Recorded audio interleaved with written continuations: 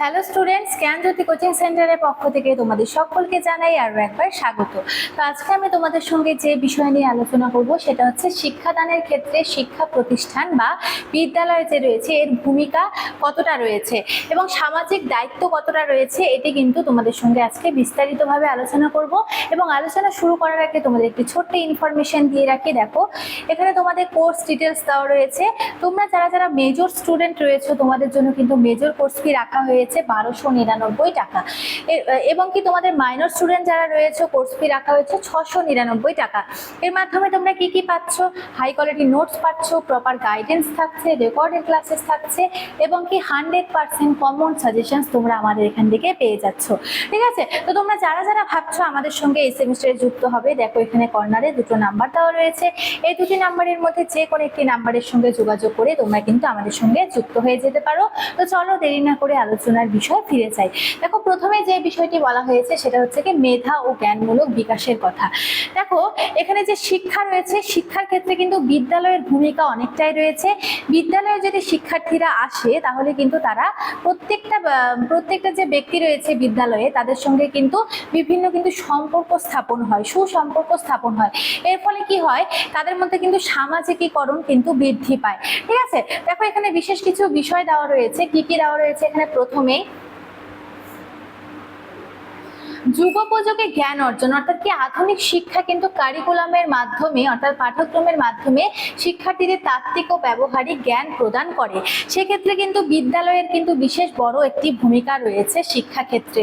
তারপরে কি চিন্তন ক্ষমতার বিকাশ ঘটায়, যেমন কি সমালোচনামূলক যে দৃষ্টিভঙ্গি থাকে এবং কি সমস্যা সমাধানের দক্ষতাও কিন্তু গড়ে তোলে। এই ক্ষেত্রে কিন্তু চিন্তন ক্ষমতার বিকাশ ঘটানোর জন্য কিন্তু তাদের বিদ্যালয়ে কিন্তু আসতে হয়।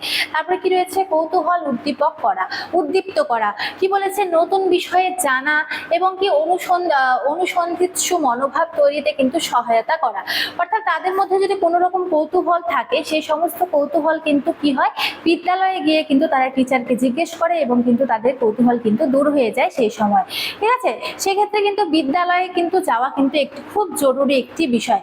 সেই কারণে কিন্তু এখন সরকার কি করছে, প্রত্যেক কিন্তু 6 থেকে 14 বছর বয়সী শিক্ষার্থীদের জন্য বিনামূল্যে কিন্তু বিভিন্ন বিষয়ে শিক্ষা সামগ্রী কিন্তু দান করছে।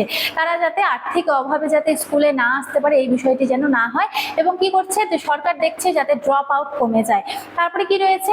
ভবিষ্যতের ভিত্তি, অর্থাৎ উচ্চশিক্ষা পেশাগত জীবনের জন্য কিন্তু শক্ত ভিত তৈরি করার জন্য কিন্তু বিদ্যালয়ের ভূমিকা অনেকটাই রয়েছে শিক্ষা ক্ষেত্রে। তারপরে কি রয়েছে? সামাজিকীকরণ ও সুনাগরিকত্বের কথা এখানে বলা হয়েছে। সামাজিক বিকাশ, যেমন কি বিদ্যালয় বিভিন্ন সামাজিক পটভূমি থেকে আসা শিক্ষার্থীদের একত্রিত করে। অর্থাৎ বিদ্যালয়ে কিন্তু এক জায়গা থেকে সকল শিশু আসে না, অনেক জায়গা থেকে বিভিন্ন রকম শিশু আসে। সেই সকলের সাথে কিন্তু একটি মেলবন্ধন তৈরি হয়, যাকে করে বিদ্যালয়ের কিন্তু একত্রিত করে সেই শিক্ষার্থীদের একসাথে। সেক্ষেত্রে কিন্তু বিদ্যালয়ের ভূমিকা অনেকটা। এক্ষেত্রে কি বলা যায়, যে এখানে সহপাঠীদের সাথে মেলামেশার মাধ্যমে দলগত মানসিকতা তৈরি হয়, সহমর্মিত এবং পারস্পরিক শ্রদ্ধাবোধ কিন্তু বৃদ্ধি পায়। তারপর কি রয়েছে? সুনাগরিক গঠন, যেমন কি নিয়মানুবর্তিতা, শৃঙ্খলা এবং জাতীয় যে দায়িত্ব রয়েছে সেই সম্পর্কে কিন্তু সচেতনতা অর্জনের কিন্তু মূল স্থান কিন্তু বিদ্যালয়। সেক্ষেত্রে কিন্তু বিদ্যালয় কিন্তু অনেকটাই জরুরি শিক্ষা ক্ষেত্রে। শিক্ষার্থী তার অধিকার ও কর্তব্য সম্পর্কে জানতে পারে এবং যোগ্য নাগরিক হিসেবে গড়ে উঠতে পারে। তার মধ্যে হচ্ছে কি সামাজিকীকরণ বৃদ্ধি পায়। এই সমস্ত যে গুণাবলী সমাজের ক্ষেত্রে, সেই সমস্ত কিছু কিন্তু আসে বিদ্যালয়ের মাধ্যমে। তারা কিন্তু কি হয়, বিভিন্ন পটভূমি, বিভিন্ন সামাজিক পটভূমি থেকে আসা শিক্ষার্থীদের সঙ্গে কিন্তু কি হয়, মেলামেশা করতে পারে। সেক্ষেত্রে কিন্তু এটা একটি অনেক বড় কিন্তু পাওনা। তারপর কি রয়েছে? নৈতিকতা চরিত্র গঠনের ক্ষেত্রে মানবিক মূল্যবোধের বিকাশের কথা বলা হয়েছে। বিদ্যালয় কেবল পুঁথিগত বিদ্যার কেন্দ্র নয়, এটি নৈতিক শিক্ষার অন্যতম প্রধান একটি ধারণা বা হচ্ছে কি পীঠস্থান। সততা, ন্যায়পরায়ণতা, সময়ানুবর্তিতা অর্থাৎ সময় মতো চলা এবং কি বড়দের প্রতি শ্রদ্ধা জানানোর চর্চা কিন্তু এখান থেকেই শুরু হয়। প্রথমে আমরা কি পিতামাতার কাছে শিখছি, পিতামাতার পরে কিন্তু আমরা বিদ্যালয়ে যাচ্ছি। বিদ্যালয়ে কিন্তু আমাদের শিক্ষকরা কিন্তু অনেক কিছু আমাদের শেখাচ্ছে, যেমন কি গুরুজনদের সম্মান দেওয়া, হওয়া, তারপরে কি সত্য কথা বলা, ন্যায় পরায়ণতা শেখাচ্ছে তারা, ঠিক আছে। এক্ষেত্রে কিন্তু বিদ্যালয় বা হচ্ছে শিক্ষা প্রতিষ্ঠান কিন্তু একটি গুরুত্বপূর্ণ বিষয় শিক্ষার ক্ষেত্রে। তারপর কি বিদ্যালয়ের সুস্থ পরিবেশ ও শিক্ষকদের আদর্শ আচরণ শিক্ষার্থীদের মানসিক গঠনে গভীর প্রভাব ফেলে, যা কি করে তাদের অন্যায়ের বিরুদ্ধে দাঁড়াতে শেখায়। তাহলে বিদ্যালয়ে যাওয়ার ফলে কিন্তু অনেক রকম সুবিধা আমরা দেখতে পাচ্ছি। তারপরে কি সামাজিক সমতা অন্তর্ভুক্তিমূলক শিক্ষার ক্ষেত্রে কিন্তু বেশ কিছু বিষয় বলা হয়েছে, যেমন কি সামাজিক বৈষম্য নিরসন। যেমন বলা হয়েছে জাতি, ধর্ম, বর্ণ বা আর্থিক অবস্থান নির্বিশেষে প্রতিটি শিশুর জন্য কিন্তু সমান শিক্ষার সুযোগ নিশ্চিত করা। কি বলেছে এখানে, বিভিন্ন জাতি, বিভিন্ন ধর্ম, বর্ণ, বিভিন্ন মানুষকে কিন্তু একত্রে কিন্তু শিক্ষাদান দেওয়া হচ্ছে বিদ্যালয়ে।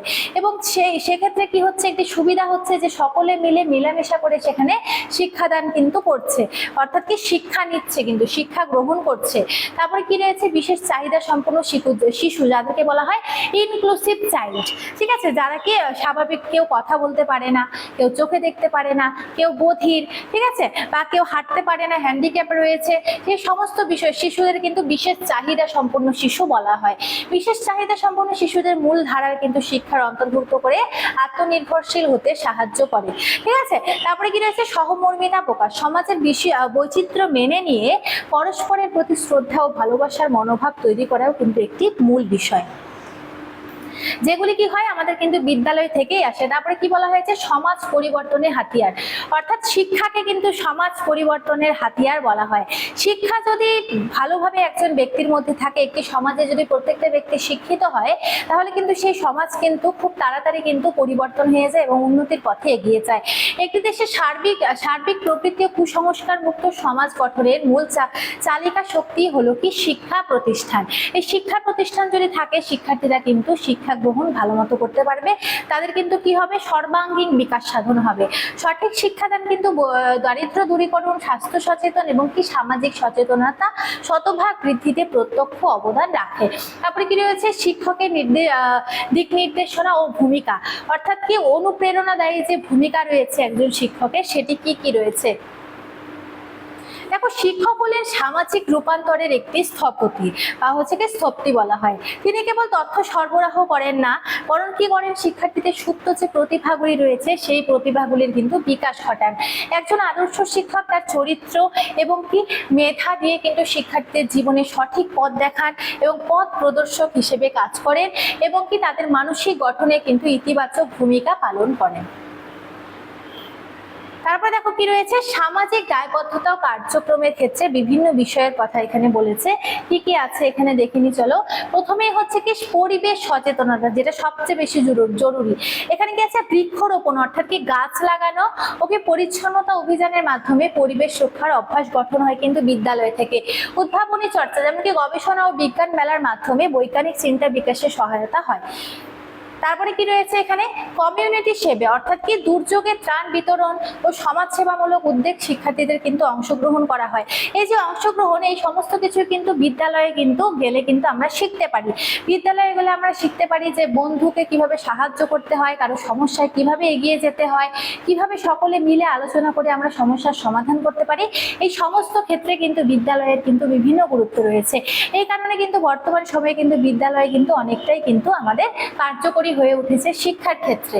এরপরে কি বলা হয়েছে, যে শিক্ষার মূল দর্শন, অর্থাৎ বিশ্বকবি যে রবীন্দ্রনাথ ঠাকুর ছিলেন, তিনি কি বলেছেন, তিনি বলেছেন শিক্ষা কেবল জীবিকা অর্জনের উপায় নয়, এটি সুন্দর ও অর্থপূর্ণ জীবনযাপনের একটি প্রস্তুতি। তাহলে দেখো, বিবেকানন্দ ঠাকুরও কিন্তু এই বিষয়ে কিন্তু একটি সংজ্ঞা দিয়েছেন। তো আজকের যে আমার আলোচনার বিষয় ছিল, এই বিষয়টি কিন্তু আমি এতটুকুনি রাখছি। দেখা হচ্ছে তোমাদের সঙ্গে পরবর্তী ভিডিওতে। ততক্ষণ তোমরা সকলেই ভালো থাকো, সুস্থ থাকো। Thank you.